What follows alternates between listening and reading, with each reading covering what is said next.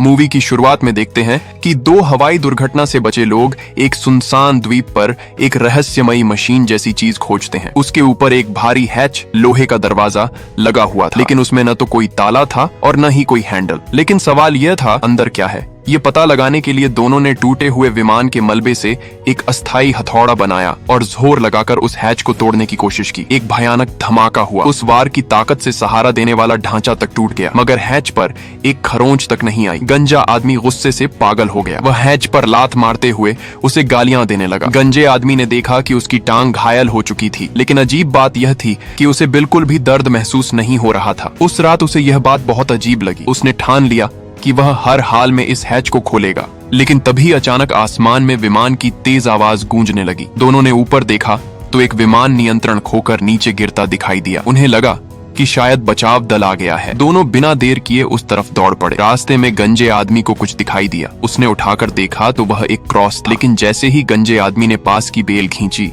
पेड़ से एक बुरी तरह सड़ी गली लाश नीचे गिर पड़ी। जेब में भारी रकम थी, साथ ही उसके पास 42 कैलिबर की पिस्तौल भी थी। उसकी पहचान तो नहीं पता चली, लेकिन इतना साफ था कि वह कोई आम इंसान नहीं था। इसके बाद दोनों आगे बढ़े और आखिरकार उन्हें एक विशाल पेड़ पर फंसा हुआ विमान मिल गया। गंजे आदमी की टांग का दर्द बढ़ रहा था, इसलिए वह चढ़ नहीं पाया। मजबूरन दूसरा आदमी अकेले विमान की जांच करने गया। विमान के अंदर उसे एक एयर मैप मिला, लेकिन वह ठीक से देखने भी नहीं पाया था कि अचानक विमान हिलने लगा। वह लगभग पेड़ से नीचे गिर ही गया था। थोड़ा संभलने के बाद उसने देखा कि विमान में कई बुद्ध प्रतिमाएं रखी हुई थीं। जब उसने उन्हें तोड़ा तो अंदर से ड्रग्स निकले, लेकिन तभी उसने देखा कि विमान का रेडियो अभी भी काम कर रहा है। वह खुशी से पागल होने ही वाला था कि अचानक विमान फिर से जोर जोर से हिलने लगा। लग रहा था कि वह किसी भी पल गिर जाएगा। नीचे खड़ा गंजा आदमी उसे चिल्लाकर बाहर आने को कह रहा था। अगले ही पल विमान पूरी तरह असंतुलित हो गया और सीधा नीचे जमीन की तरफ गिर पड़ा। भयानक धमाके के साथ विमान क्रैश हो गया। गंजा आदमी अपनी चोट भूलकर तुरंत उसकी मदद के लिए दौड़ा। दूसरा आदमी बुरी तरह घायल हो चुका था। गंजे आदमी को पता नहीं कहां से इतनी ताकत मिली, लेकिन उसने उसे उठाया और सीधे कैंप की तरफ भाग पड़ा। करीब आधे घंटे बाद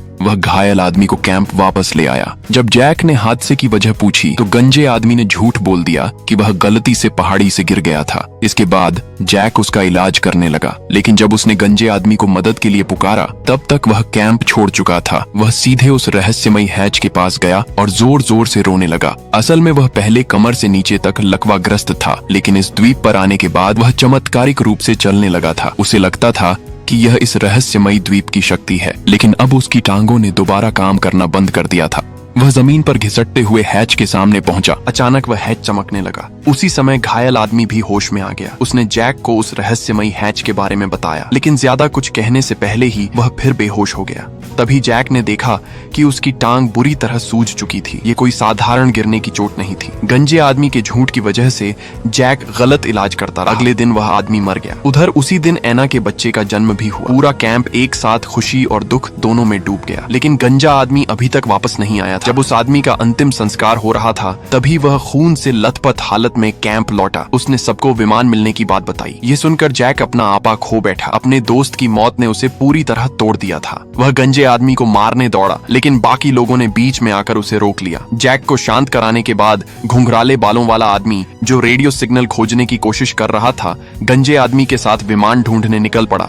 लेकिन असल में वह उससे सच उगलवाना चाहता था। तभी एक चौंकाने वाला सच सामने आया। पहाड़ पर रेडियो सिग्नल भेजते समय जिसने उसे बेहोश किया था और उपकरण तोड़ दिए थे, वह कोई और नहीं बल्कि यही गंजा आदमी था। ये सुनते ही वह आग बबूला हो गया और उसने बंदूक सीधे उसके सिर पर तान दी। गंजे आदमी ने तुरंत सफाई दी कि उसने यह सब इसलिए किया था क्योंकि उसे डर था कि रेडियो सिग्नल की वजह से उनके कैंप की लोकेशन उजागर हो जाएगी और द्वीप के आदिवासी उन पर हमला कर देंगे। कुछ देर के लिए उसने उसकी बात मान ली, लेकिन जैसे ही उसने हैच के बारे में पूछा, गंजा आदमी फिर से अनजान बनने लगा। आखिरकार वह उन्हें उस हैच तक ले गया। हालांकि उसने चमकने वाली घटना छिपा ली। जैक हैच खोलना चाहता था, लेकिन घुंघराले बालों वाले आदमी ने इसका कड़ा विरोध किया। लेकिन इसी बीच एक अच्छी खबर भी आई। बड़े काले आदमी की बनाई हुई नाव आखिरकार तैयार हो चुकी थी। वे लोग समुद्र में निकलने ही वाले थे कि तभी छोटे काले आदमी ने कुछ देखा। सबने ध्यान से देखा तो द्वीप के बीचों बीच काला धुआं उठता दिखाई दिया। उसी समय फ्रांसीसी महिला भी अचानक वहां पहुंच गई। उसने सबको बताया कि यह काला धुआं आदिवासियों के हमले का संकेत है और जब भी यह दिखाई देता है तब लोगों के पास सिर्फ दो ही रास्ते बचते हैं, या तो छिप जाओ या मौत का इंतजार करो। जैक और उसके साथी तुरंत बैठकर आगे की योजना बनाने लगे, लेकिन उनकी सबसे बड़ी समस्या यह थी कि वे कुल 46 लोग थे। इतने बड़े समूह को छिपाना लगभग नामुमकिन था। ऊपर से दुश्मनों की संख्या कितनी है यह भी किसी को नहीं पता था। अगर वे सीधे लड़ाई करते तो जीतने की उम्मीद लगभग शून्य थी। मजबूरी में जैक लीसा को लेकर उस रहस्यमयी हैच यानी जमीन के नीचे बने दरवाजे की तरफ गया। उसे उम्मीद थी कि शायद लीसा के पास उसे खोलने का कोई तरीका हो ताकि सभी लोग अंदर छिप सकें। हालांकि लीसा ने पहले कभी ऐसी चीज नहीं देखी थी। समय बहुत कम था, इसलिए सभी लोग तुरंत तैयारी में लग गए। लेकिन निकलने से पहले अचानक दाजुआंग नाम का एक आदमी जैक के पास आया। उसने बताया कि वह केमिस्ट्री का टीचर है और विस्फोटकों के बारे में अच्छी जानकारी रखता है। जैक ने तुरंत उसकी मदद स्वीकार कर ली। इसके बाद कुल 6 लोग यात्रा पर निकल पड़े। काफी देर तक चलते रहने के बाद अचानक लीसा ने सबको रुकने के लिए कहा। उसने बताया कि आगे का इलाका बेहद खतरनाक है। उसके पुराने साथी इसी जगह के आसपास मारे गए थे। लेकिन यह सुनते ही दाजुआंग डर गया और पीछे मुड़कर भागने लगा। जैक ने उसे रोकने की कोशिश की, लेकिन दाजुआंग पूरी तरह डर चुका था। वह बस इतना कहकर भाग गया, अपनी जान बचाना सबसे जरूरी है। यह सुनकर जैक गुस्से से भर गया। तभी अचानक तेज बारिश शुरू हो गई। पहाड़ों का रास्ता पहले ही मुश्किल था और अब बारिश की वजह से वह और ज्यादा फिसलन भरा हो गया। उसी समय सभी को कहीं से अजीब आवाज सुनाई दी। सबने एक साथ सामने की तरफ देखा। वहां दाजुआंग वापस आता दिखाई दिया, जो रास्ता भटक गया था। लेकिन अगले ही पल वह खतरनाक राक्षस अचानक प्रकट हो गया। सभी लोग जान बचाकर भागने लगे, लेकिन गंजा आदमी, हैरानी की बात यह थी, बिल्कुल शांत खड़ा रहा। वह भागा नहीं, बल्कि ऐसा लग रहा था जैसे किसी चीज का इंतजार कर रहा हो। दूसरी तरफ लीसा और बाकी लोग झाड़ियों में छिप गए। कुछ ही देर बाद चीखने की आवाजें बंद हो गईं। अब केवल भारी कदमों की आवाज आसपास घूम रही थी। कुछ सेकंड बाद वे कदमों की आवाज दूर जाने लगी और वातावरण फिर से शांत हो गया। तब जाकर सभी ने राहत की सांस ली। इसके बाद सब लोग फिर से इकट्ठा हुए। दाजुआंग अब अकेले जाने की हिम्मत नहीं कर पा रहा था, इसलिए शर्मिंदा होकर वह भी टीम के साथ चलने लगा। काफी देर बाद वे आखिरकार उस जगह पहुंचे जहां विस्फोटक रखे थे। वहां एक टूटा फूटा पुराना समुद्री जहाज खड़ा था। उसे देखकर सभी लोग दंग रह गए, क्योंकि वह जगह समुद्र से लगभग 4 किलोमीटर दूर थी। इतनी दूर जहाज आखिर कैसे पहुंच गया? लेकिन लीसा को भी इसका जवाब नहीं पता था। इसके बाद जैक, गंजा आदमी और बाकी लोग जहाज के अंदर गए। अंदर उन्होंने कई लोहे की जंजीरों से बंधे छोटे छोटे कमरे देखे। लग रहा था कि यह मध्यकाल का कोई गुलामों वाला जहाज था। जैक ने एक कमरा खोला। अंदर उसे विस्फोटकों से भरे बक्से मिले, लेकिन जैसे ही वे लोग उन बक्सों को बाहर निकालने लगे, दाजुआंग दौड़ता हुआ आया और उन्हें रोक दिया। उसने गुस्से में कहा, तुम लोग मरना चाहते हो क्या? उसने बताया कि उन बक्सों में बेहद खतरनाक विस्फोटक तेल भरा है। अगर हल्का सा झटका भी लगा तो तुरंत धमाका हो सकता है। सबसे पहले उसने बहुत सावधानी से विस्फोटक के दोनों सिरों को पकड़ा, फिर अपनी शर्ट पानी में भिगोई। उसके बाद उसने धीरे धीरे उस विस्फोटक को गीले कपड़े में लपेटा ताकि वह नम वातावरण में रहे और स्टैटिक बिजली पैदा न हो। वह गर्व से बोला, इसे कहते हैं प्रोफेशनल तरीका। लेकिन अगले ही पल वह सच में बहुत प्रोफेशनल तरीके से मरा। इतना जोरदार धमाका हुआ कि उसका एक टुकड़ा भी नहीं बचा। थोड़ा आराम करने के बाद जैक और गंजा आदमी फिर से कोशिश करने लगे। अब वे पहले से कहीं ज्यादा सावधान थे। सौभाग्य से कोई हादसा नहीं हुआ। आखिरकार उन्होंने विस्फोटकों को सुरक्षित तरीके से बैग में रख लिया। इसके बाद चारों लोग उस रहस्यमयी हैच की तरफ लौटने लगे। रास्ते में अचानक जैक ने देखा कि झाड़ियों के बीच काला धुआं तैर रहा है। उसे लगा शायद यह उसका भ्रम है, इसलिए उसने केली से पूछा, लेकिन केली ने भी वही चीज देखी। अब सभी समझ गए कि कुछ गड़बड़ है। वे तुरंत तेजी से वहां से भागने लगे, लेकिन तब तक बहुत देर हो चुकी थी। राक्षस उन्हें देख चुका था। तीनों लोग डर कर भागने लगे, लेकिन गंजा आदमी फिर भी नहीं भागा, बल्कि वह उत्साहित होकर सीधे राक्षस की तरफ बढ़ने लगा। जैक को तुरंत समझ आ गया कि कुछ गलत है। वह उसे रोकने वापस लौटा, लेकिन तब तक देर हो चुकी थी। राक्षस अचानक जमीन फाड़कर बाहर निकला और गंजे आदमी को पकड़कर नीचे खींचने लगा। जैक तुरंत उसकी मदद के लिए दौड़ा। आखिरी सेकंड में उसने गंजे आदमी को पकड़ लिया,